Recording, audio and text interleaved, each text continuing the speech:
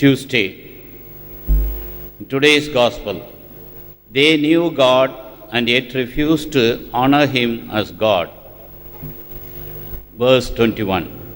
This is a reality today as it was in Paul's day.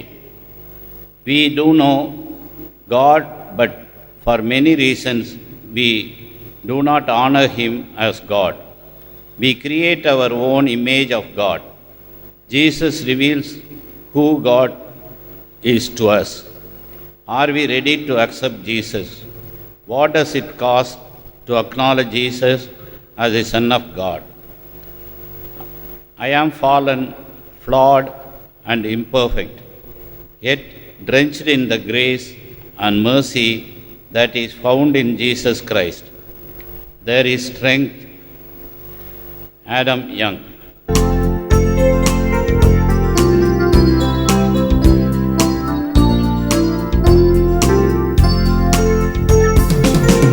இறைவனின் புகழ் பாட இங்கே இதயங்கள் பல கோடி,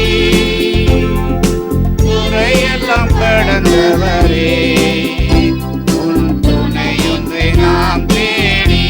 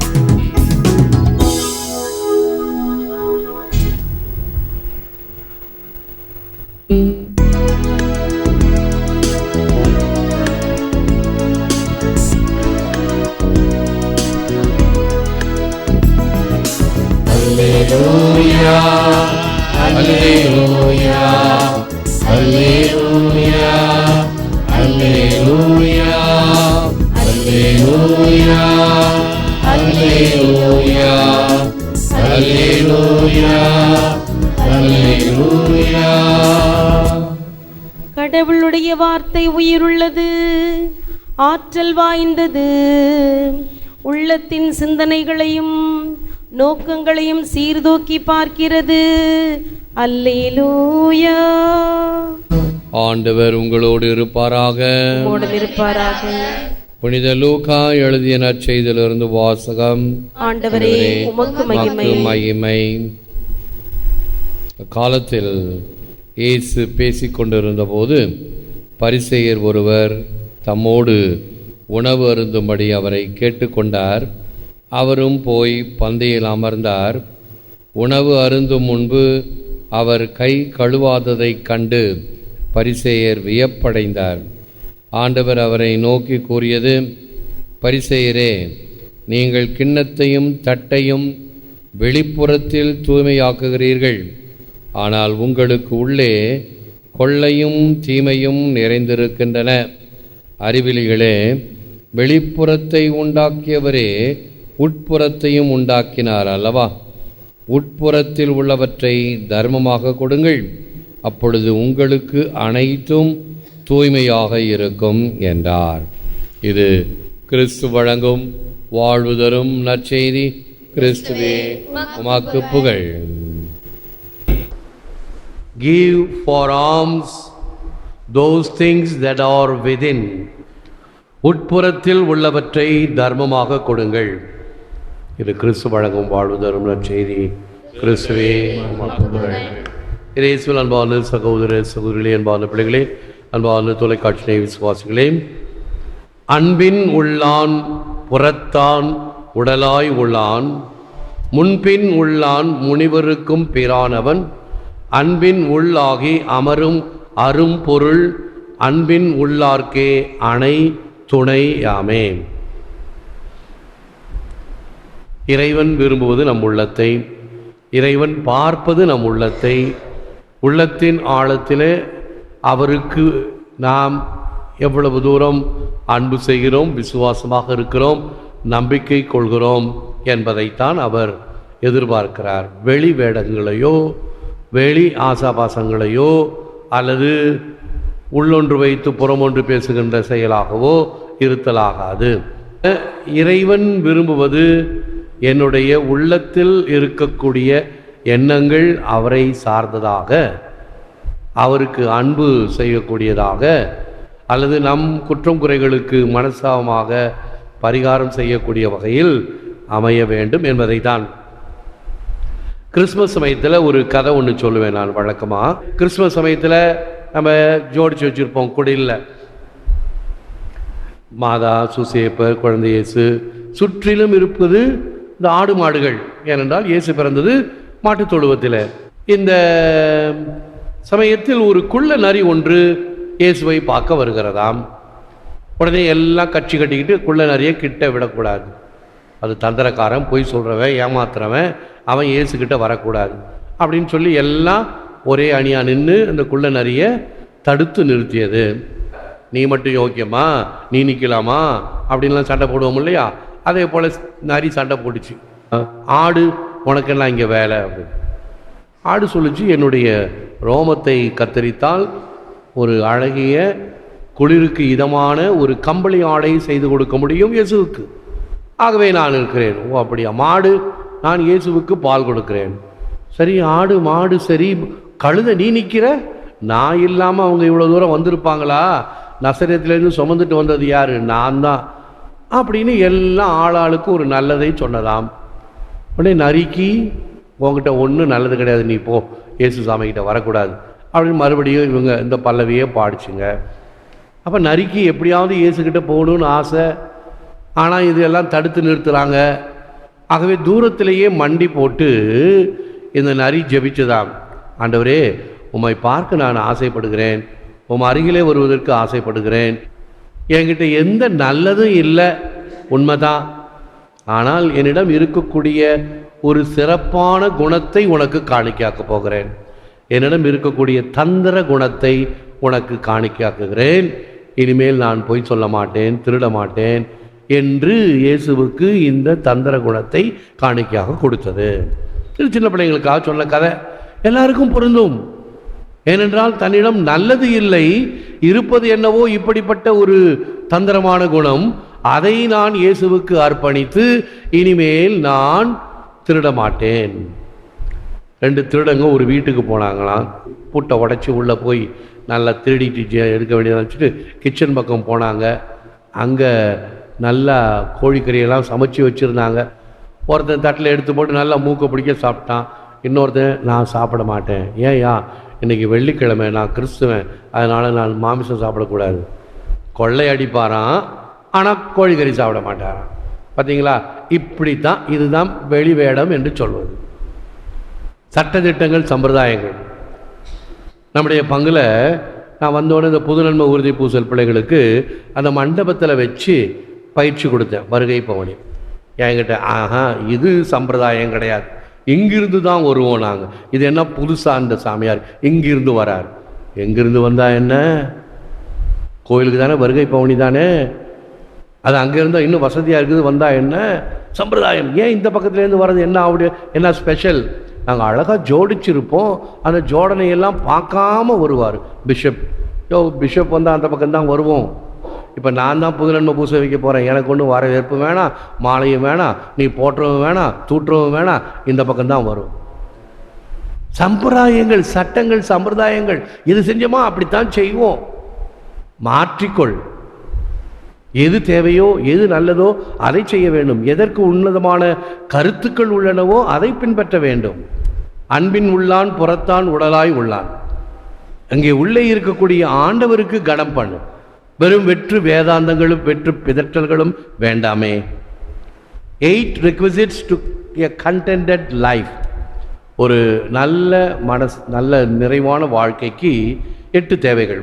Health enough to make your work a joy, wealth enough to make ends meet, strength enough battle your difficulties and overcome them, grace enough to confess your sins and forsake them, patience enough to toil until some good is accomplished, charity enough to see good in your neighbor, faith enough to make real the things of God, hope enough to remove all anxious fear of the future.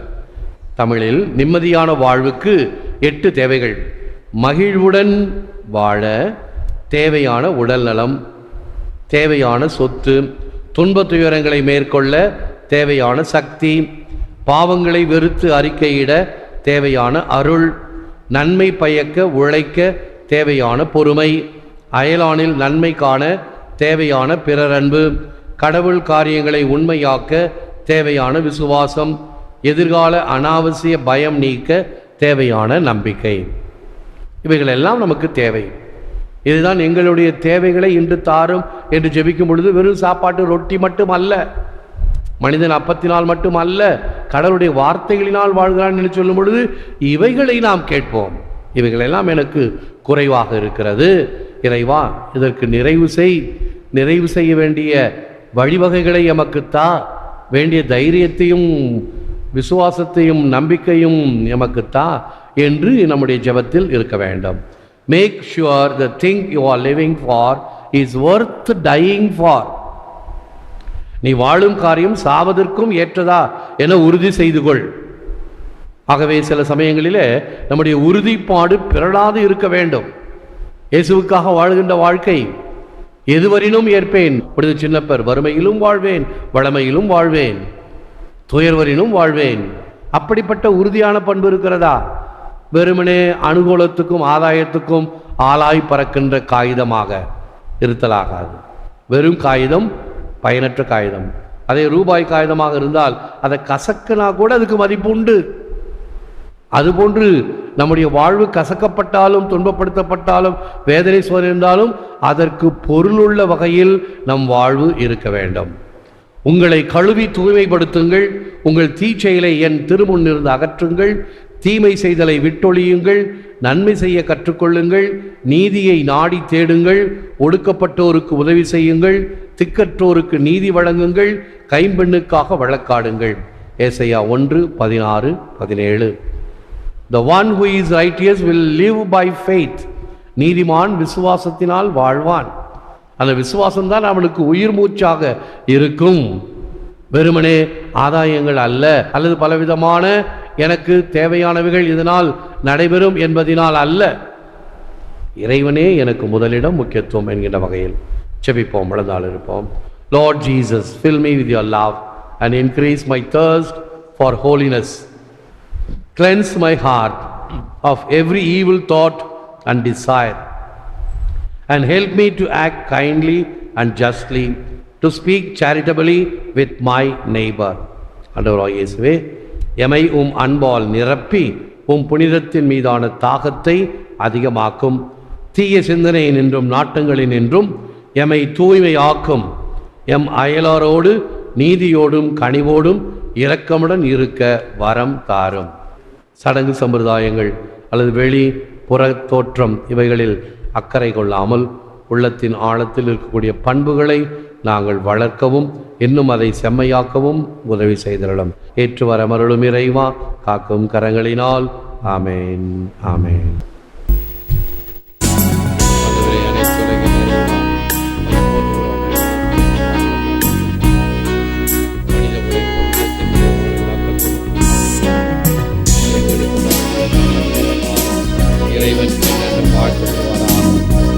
இடம் தருகின்றே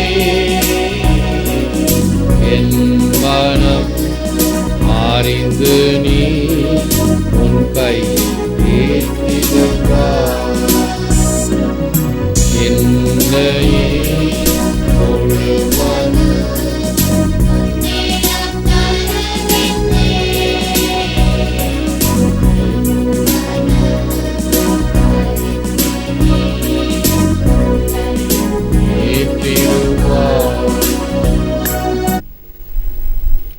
அன்பானவர்களே, நம்முடைய பேராயர் Anthony Anandarayar அவர்களுக்கு கோபமே வராது. எனக்கு தொலைபேசியில் உடனே வாருங்கள் கோபமாக கூப்பிட்டுருந்தார். என்னது இவ்வளோ வெடி சத்தம், ஒரு கல்யாணம் வெளியில் வரவேற்பு வைக்கிறானுங்க. சொல்லுங்கள் உங்கள்கிட்டலாம், இந்த மாதிரி வெடி வெடித்தா எத்தனை பேருக்கு பிளட் ப்ரெஷர் இருக்கும், வயசானவங்க இருக்கிறாங்க, பிள்ளைகளை கருதாங்கிய தாய்மார்கள் இருக்கிறார்கள். இவ்வளோ சத்தமாக வெடித்தா அது எவ்வளோ ஊர் விளைவிக்கும் தெரிய வேணாமா? நானும் கோபமாக சொல்லி பார்த்துருக்குறேன். இந்த மக்கள் வெளியில் போய் வெடிக்கிறாங்களே, நம்ம என்ன முடியும்? தயவுசெய்து சொல்லி திருத்துங்கள். ஒரு ஊருக்கு போயிருக்கிறாரு, அவர் காரை விட்டு இறங்கினதும் இவன் மாலையை போடுறதுக்கும் டமால் ஒரு வெடி வெடிக்கிறதுக்கும் சரியாது. போங்கடா அவங்க மாலையும் இதுவும் அப்படின்னு தூக்கி போட்டு போயிட்டார். அதே போல் பேராயர் மைக்கேல் ஆண்டவர் இது என் உடல்னு கை தூக்குனார், டமால்னு வெடிச்சா தட்டு போட்டார் கீழே. என்னத்தான் ஒரு அலங்கோலமோ தெரியல இந்த வெடி வெடிக்கிறதில்ல. வயதானவர்கள் இப்படி இருக்கும்போது அதை குறைத்து கொள்ள வேண்டும் என்று எவ்வளவு சொல்லி பாருங்க. இல்லை, இப்போ பாருங்க, ஒன்று 2 நாள் சுற்றி சுற்றி சுற்றி வெடிக்கிற வெடி, அது அந்த டெசிபிள்ஸ் இருக்குது பார்த்தீங்களா, அது காதை செவிடாக்கக்கூடிய வகையில் வெடி சத்தம், பறவைகள் எல்லாவற்றுக்கும் ஊறு விளைவிக்கக்கூடிய வகையில் நம்ம படிச்சிருக்கிறோம் இல்லையா? நாகரிகம் தெரிஞ்சனாச்சே. நாகரிகம் தெரிஞ்சதுனால தான் ஒருவேளை இந்த அவலமோ என்னவோ. அவை இந்த தீபாவளி சீசன் வெடி அல்ல, செடி. பிள்ளைகளுக்கு அதை கற்றுக் கொடுப்போம். பள்ளிக்கூடங்களில் அதை இன்னும் ஊர்ஜிதப்படுத்துவோம். வெடி வெடிக்காதே, அதற்கு பதிலாக செடி நடு. இயற்கையின் மீது புனித அசிசியாரை போல, மரமே நீ நன்றாக வளர், இந்த இடத்துல நிழல் கொடு, இந்த இடத்துல பலன் கொடு. இதாங்க ஜெபம். அழிவு இருக்கலாம், ஆனால் உருவாக்கி கொண்டே இருப்போம். நன்றி என்று நிற்போம். ஆசிரியர் ஆண்டவர் உங்களோடு இருப்பாராக.